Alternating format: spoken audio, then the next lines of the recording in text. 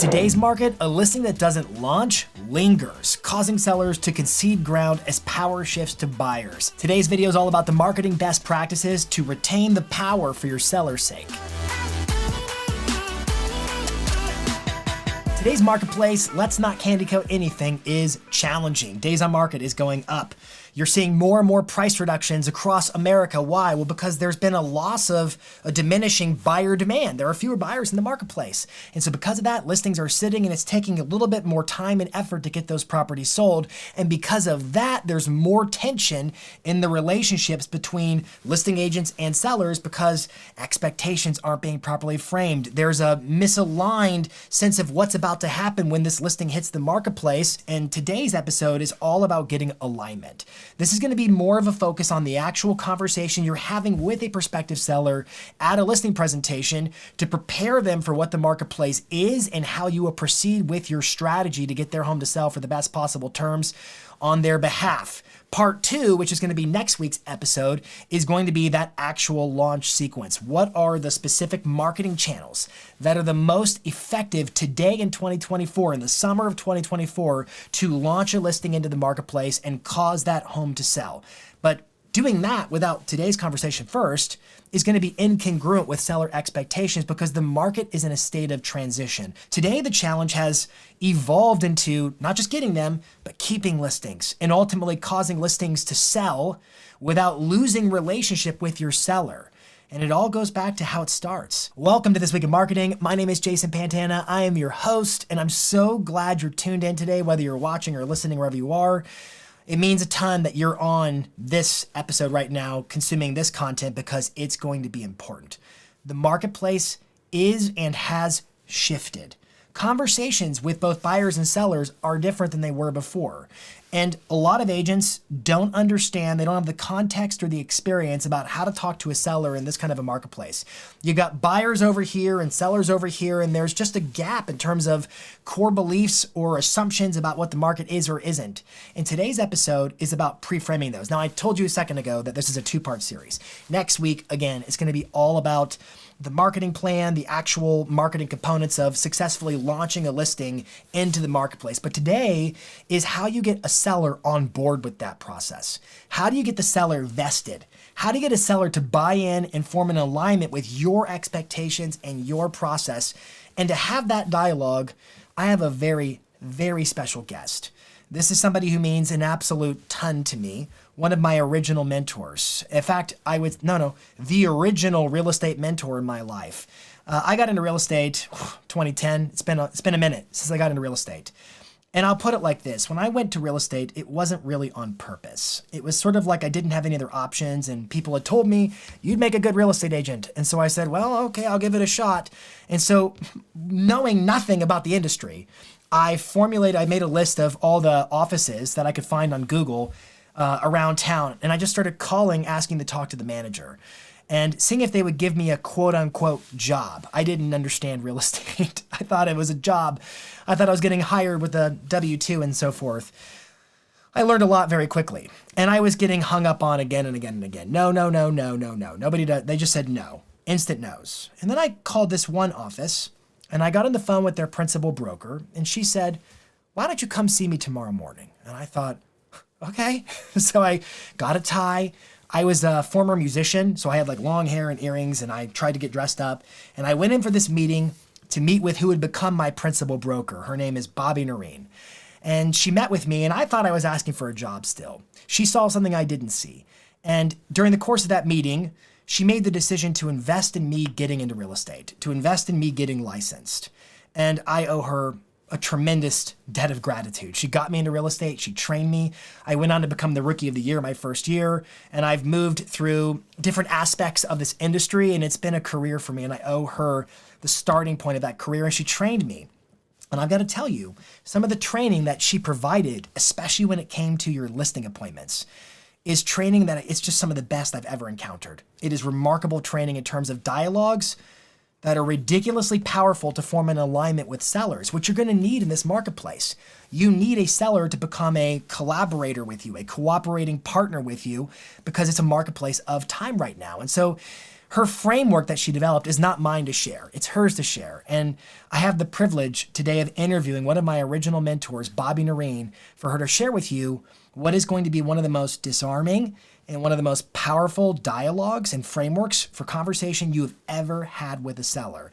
This is an episode you do not want to miss, and I absolutely want to hear from you in the comments about what are your takeaways? What are you hearing? What are you thinking about? How are you going to apply this so you can have a better relationship with your sellers and ultimately help them achieve their goals quicker and for better terms in the end?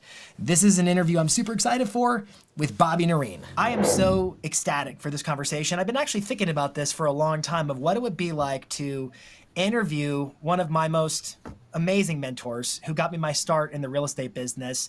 And today's conversation is mission critical because the nature of the marketplace, and I'm sure many watching would agree, is one where we're seeing a significant days on market on the rise. The idea of getting a listing is no longer, that's half the battle, getting the listing. Keeping and selling the battle is the balance of it. And in order to have success with a seller long term in this kind of a marketplace, what it really boils down to is having consensus and agreement. And a lot of that alignment that you're going to need to get that listing sold happens at the table, at the listing appointment. And so I reached out to Bobbie Noreen, who I was telling you all about, because Bobbie has one of the best frameworks for gaining consensus, gaining alignment with the seller I've ever encountered in my entire career. And I wanted to bring her on to share with you what it would look like to have this conversation at a table with a seller for your listing appointments. And first, Bobbie, I want to see if you can remember, you were famous for the line. I want to see if you can finish it for me. You used to always say, and you still say, I'm sure, expectations can only be met when they are understood by all parties. When they're understood by all parties. You used to drill us when I was selling houses about expectations can only be met when they're understood. You often, as an agent, will find yourself in a circumstance where, hey, things aren't going as smoothly or perfectly as I would have, hoped they might be going. And then I get into a conversation with a seller where now there's conflict or there's, again, tension because you didn't set a firm expectation up front. And without a firm expectation up front, you're operating without a foundation in the relationship with your client. And so you used to talk to us, and I'm going to toss the mic to you in a quick second to explain the framework. But at the listing appointment, I remember you trained us. It was, you used to teach a program when you're a new agent. It was for a full week, and you were required to go through the program. And one of the elements of the program was you would teach us how to deliver a listing appointment. And I remember having just gotten my license. I was a puppy dog chewing on tires. I didn't know what I was doing. And I went into these meetings and I realized how much I didn't know, but there was a framework you shared in those initial meetings in my very first week of real estate. I have never forgotten it. And it is one of the most powerful conversations to have with a prospective seller. And it involves the 3 circles. And I believe that when you explain the 3 circles, it's going to be useful for everybody watching about how do they gain alignment with the seller. So I toss the mic to you. Tell us about your framework for the 3 circles. Thanks, Jason.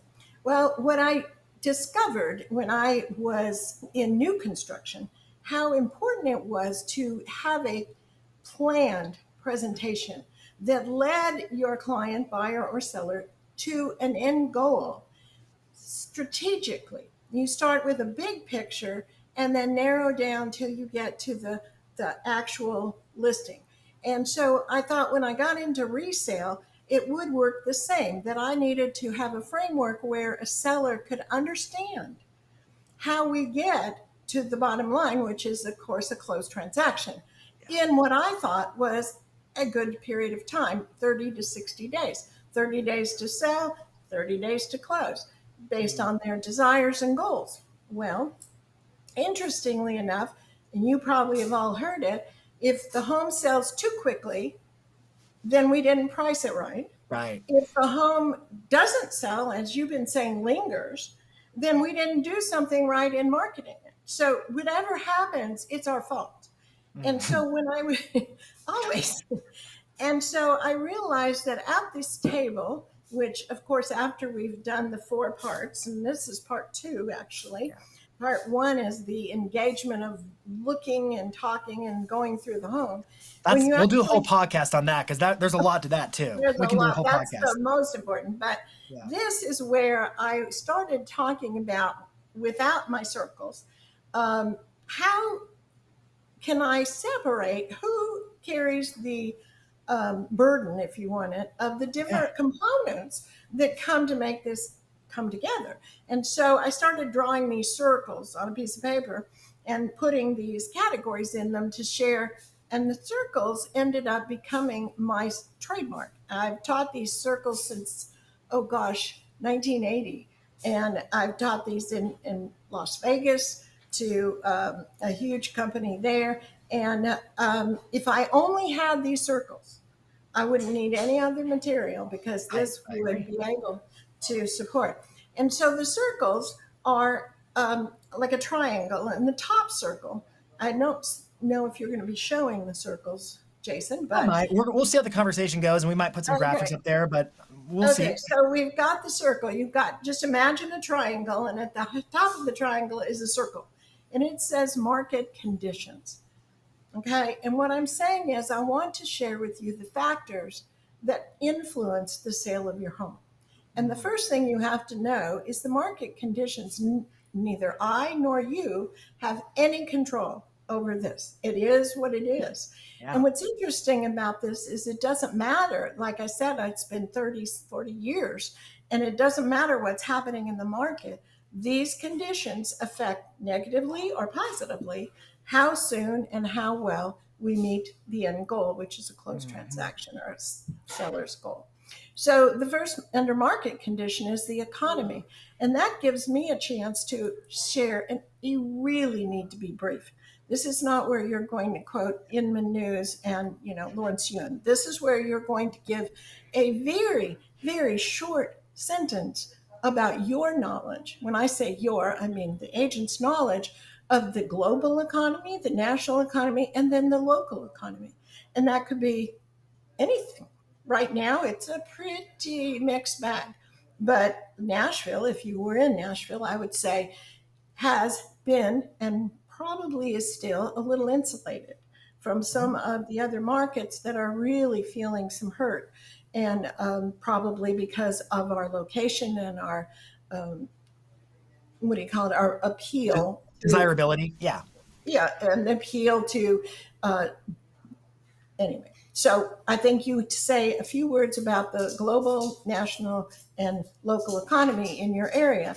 And then you go into the financial market. And again, the financial market has a lot to do with, of course, interest rates, but it also has to do with a lot of the settled sort of feeling and the volatility in even the stock market and whatever. So you might mention something about the interest rates. They could Mhm. be good, they could be bad. When they were 3%, that was a whoopee. Now they're not so bad, but They're everybody simply thinks the they're bad. conditions. It's market conditions. Right. And so the financial market right now is still really good. Of course, when you've been in business 51 years, a 7% interest rate looks really good. I Right. sold homes when they were 18% and we Uh huh. still sold homes. So the financial market right now is a little stressed to the first time buyers, especially. Sure. But it's it's still not a bad market at all financially.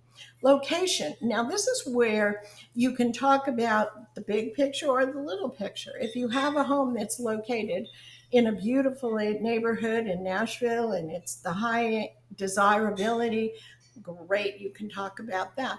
What if you're at a table and the house maybe is backing up to a railroad track or it's not, it's got some issues? Mhm. Well, you might touch on it here and say, we have, this is also, by the way, when I start this, there is no conversation here. This is just the agents talking. And you have to be quick and you have to know where you're going so that they're intent to listen and you're not just rambling. So So let when me I jump get, in for a second. So okay, we have a sheet of paper. We're drawing circles. So we have in the shape of a triangle. We have a circle at the top and then two circles at the base, forming a triangle. And in the first circle at the very top, you're writing market conditions, and then you might write underneath market conditions, economy, financial markets, and so forth.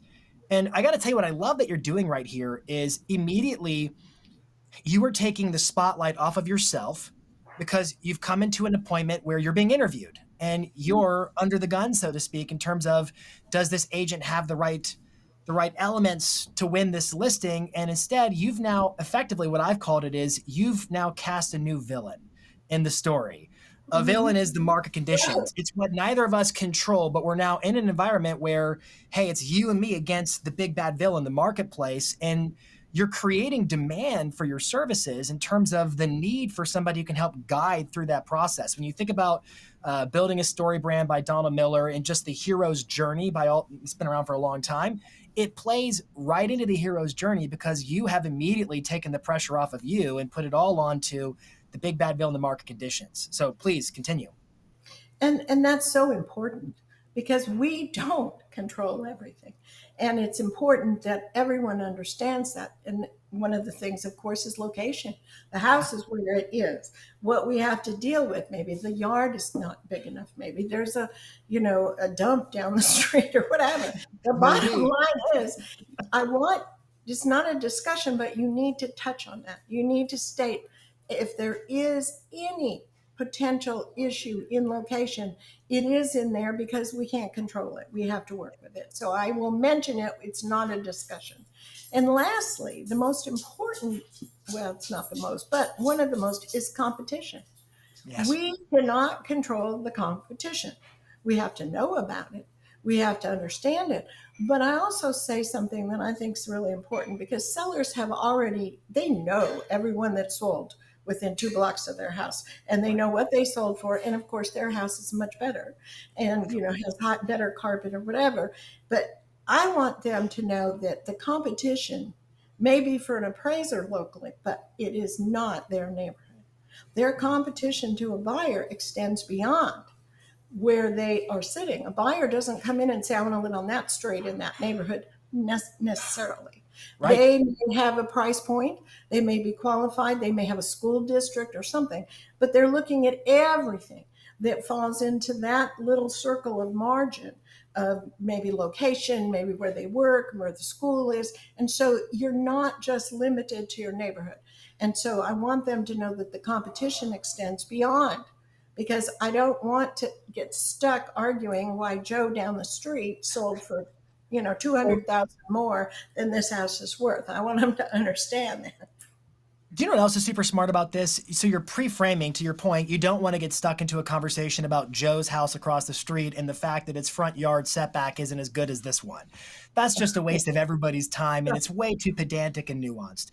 But I also love that you're pre-framing not just objections, but you're also sort of leveling the playing field, where all of a sudden we're having an objective conversation about what is or is not reality in the sale of this home. And it's opening you up to be able to give your perspective and input on a level playing field. I think there's just a lot about it that's super smart. It's almost like it's disorienting. You made the comment several times, these should be quick hits, a jab, a jab, a jab, a jab. And I'm assuming you could get through this section, at least I used to when I used to do it, according to your You method, better in get about a through. minute or two. It was like a minute or Oh, two, and I was through this oh, section. absolutely. 10 seconds on each little point. Because But what it does is and it's just, it disorients in the sense that all the assumptions that the seller might have had when the meeting was beginning, you've sort of unplugged everything and created a blank slate for you to take that conversation where you will. And it gives you just a lot of sway. There's so much intelligence in beginning with the market conditions because it sets you up for what you're about to say next. So please continue.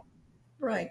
So thanks, Jason. You're welcome. It's really kind of fun because you're right. You have to be quick. You have to know what you're going to say next. So it does take practice. So we're in the third circle now. So we've got at the top, it's market conditions. Yeah, market conditions, the seller in the lower left, and then we're down to the bottom right circle, which is The realtor, me.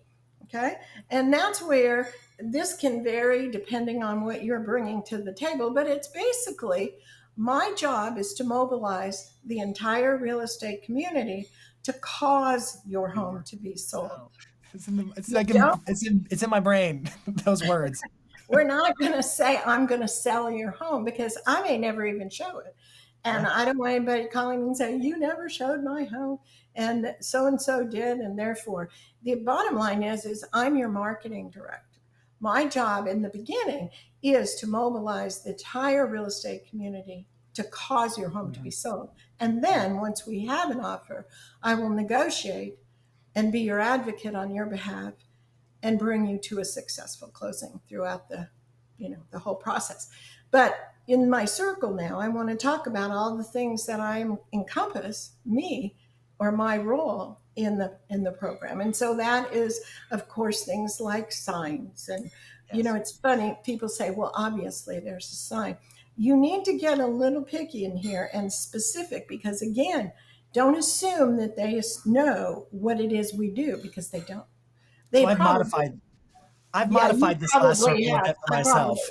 probably, uh, I've said in that third circle, which is the realtor, me, when you hire me, a listing agent like myself performs three primary job functions: marketing and exposure. And then I quote Bobbie Noreen: it's my job to mobilize the local real estate community and to cause your home to sell, to bring every ready, willing, able, interested buyer into your property so that they all have awareness of it. So, job function number one is marketing and exposure. Number two, it's negotiation high ground. Because of my successful launch of this listing and making it aware or on the roadmap of every single prospective buyer, we're going to time the market and give ourselves a competitive edge whereby the seller retains high ground versus finding themselves hoping to get picked. Please come dance with me. That's a losing scenario for a seller. And the third job function is deal life support. And I think it's important to talk about how, hey, the vast majority of transactions, or the majority might be a stretch, and it's going to vary from market to market, but a large number of deals never make it to the finish line. You have a deal that goes under contract, and for one reason or another, sometimes good reasons, sometimes not, it falls apart. And now you got a market or a listing coming back into the marketplace. And that's going to be an uphill climb to go gain whatever momentum and leverage it sacrificed when it went under contract. And so there's a real opportunity, I believe, to paint a broader picture. I believe a lot of agents, when they do their listing appointments, they tend to focus on what they think the seller wants to hear. The seller wants to hear all about marketing, Facebook ads and TikTok and YouTube and et cetera, et cetera, et cetera. But the reality is the outcome is really the primary focus. And so it's the three job functions of a listing agent: I love marketing that. and exposure. Yeah, it's marketing exposure, it's negotiation high ground, and deal life support until Isn't we he brilliant? finale. He's What was so that? brilliant. I said, you're so brilliant. No, you're brilliant, Bobbie. I learned You're everything from you. You're brilliant. All right, so we have three circles, and really, I think that's what I wanted And then folks to the take away final, from it. when you wrap this up, just a minute, Jason, and Yes, say ma'am. that last circle, you need to say something, and it's short. Remember, we're only a few minutes here. And you say, if I am doing my job and you have done what you need to do in your control, there is no reason that we cannot overcome any issues that we can't control in the top circle You know, together. here's why I love that. I believe most agents, when they go to a listing appointment, they have to recognize the fact that they probably aren't the only agent the seller's interviewing. There's going to be some cousin who got licensed 2 weeks ago, and they're going to be up against that person for the listing or not, getting the listing. And I believe that what this framework does is, we said, A, it disorients. It creates a level playing field where all of a sudden the stakes are high and it's real, and we both have skin in the game. The seller and the agent have skin in the game. But what it does ultimately is it invokes a spirit of collaboration versus critique. Instead of being on the chopping block for you to critique me, I'm now being seen as an advocate and a partner. It's a collaborative cooperation between us. And what's more, I talk about, there's a book called Influence, The Psychology of Persuasion. I talk about it all the time. And in the book, the author talks about one of the laws that people do business with professionals that they like. It talks about the law of liking somebody. But what the book says that is so profound, in my opinion, is that most people will say, oh, I like people who are like me. Not quite. That's a very superficial understanding of what it means to like somebody. What the author says in this book is that a customer will like you when they sense you want for them what they want for themselves. That's And so right. when you paint this picture of Which it's you and builds me, babe, trust, which is trust. it's trust. It's know, like, and trust, professional trust, not just personal trust, That's right. professional trust. It's all three together, coming together where they choose you because they can clearly see, okay, not only does this person understand what it takes to be successful, but I can tell they have my best interest in mind. Absolutely. Because when you make your number one prerogative to be about the outcomes your sellers have in mind, you become an easy person to like for that. I love the way this framework sets up every conversation. You've pre-framed and handled objections against competition, against overpricing, against competitors, against the possibility of a price adjustment down the road. We'll have to keep our eye on Well, competition. that was what the only thing I didn't touch on, except to say the words, was in the seller circle, which was price and terms. So after I finish my circle, then I say, now let's talk about the price and how we're going to market. That, because I don't want to get in the weeds with I wanted, Sure. and start. This is not where I want to talk. And then I'm going to go into the comps and the pricing and, at my bell curve, the days on market. And Yeah. if you don't come, there's only 3 reasons a home doesn't sell ever. Ever. I don't care Is what it year. price, condition, location? Which one is what? Right. You can't move it. If it needs to be brought up to speed and you're not going to bring it up to Did it speed work? physically, then you have only one option. Yeah. You either bring it up to speed to meet the price, or you reduce the price, and my thing is, you need to come on the market show ready with all price and terms, condition, everything where it needs to be on the minute it goes on the market. So Because if a listing doesn't launch, it lingers. And by the time in the first 21 days, you should be getting an offer. To 30 days. If you have 5 willing, and able buyers that come through your home and choose another house, the market told you. You've been rejected. And now you're going to start going down in your showings and you become stale donuts. And nobody pays top dollar for stale donuts. They sure don't, Bobbie. They sure don't.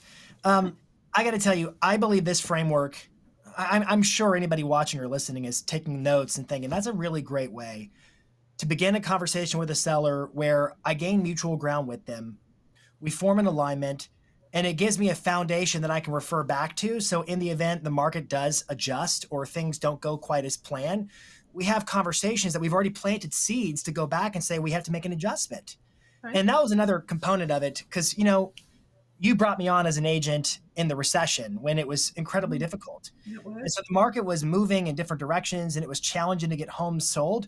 And what I always found is when it came time for a price adjustment, because I had planted the seeds of keeping an eye on competition and what's happening in the marketplace, because I had used similar language where if we have a certain number of showing activity, we should expect this. Because we are looking and measuring, it gave us a firm footing to go back and have that price adjustment conversation where the seller didn't feel like we hadn't exhausted all options because it was evident that we had, and it was time to make the next move.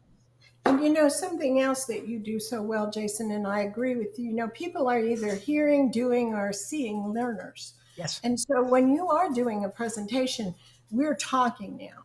But it's so important that there is that visual and that you're actually writing so that it looks as if you like I have this printed circles, but I start writing on them, or I'll draw something on the days on market because they see it. It's a doing. They're not just listening to my voice, rah, rah, rah.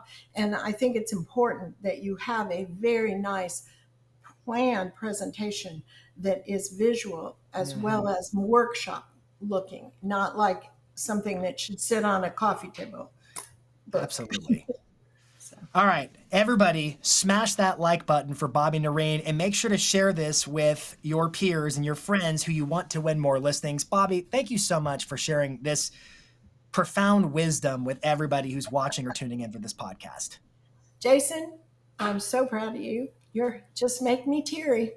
I wish every agent was as good as you. No, they're better in their own respective way. They have to find their own footing. I got to tell you, this framework was huge for me, and I know it's going to be huge for everybody else too. Thank you, Bobbie. I super appreciate it. Thank you. It's an honor. Absolute honor. I told you, didn't I? That was a good conversation, wasn't it? One that you can retool and adapt for yourself, your sellers, your conversation, your marketing plan. Now, don't forget, next week's the launch sequence. Because remember, when a listing isn't launched, it lingers. And when it lingers, the seller loses. So next week, we're going to break down the top marketing channels for launching a listing into the marketplace to bring about the best possible outcome for your sellers. I want to know, what are your top takeaways? Drop a line in the comments and make sure you share this with your peers. The more successful listing agents who are having better conversations with sellers and helping our market move forward, the better for all of us. So drop a comment, share the video with a peer, and until next week, this is This Week in Marketing.